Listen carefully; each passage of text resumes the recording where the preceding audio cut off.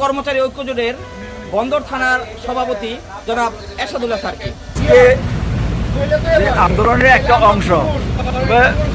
বর্তমান সরকার যে আছে তারাও শিক্ষক বান্ধব এবং আন্দোলনের ফলে আমরা এই সমাবেশের ফলে শিক্ষক দিবসের আন্তর্জাতিক শিক্ষক দিবসের সমাবেশের ফলে আশা করি এবং সরকারি কারণে এটা সামনে একটা বাগায়। আপনার কি মনে হয় যে বর্তমান যে বাস্তবতায় সবাই কি এই প্ল্যাটফর্মে সংযুক্ত হওয়া উচিত নাকি যার যার অবস্থান থেকে তাদের আন্দোলন করাটা উচিত স্যার?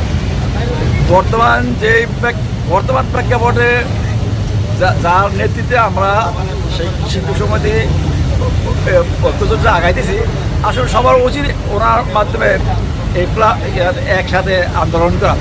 শিক্ষক ব্যাগের মতো সবাই, আমরা সবাই এক একজন এক এক নেতা, যার জন্য যদি আমরা একজন নেতা মনে করে আগাই তাহলে ইনশাল্লাহ আমাদের এই আন্দোলনের ফসল আমরা নিতে পারবো।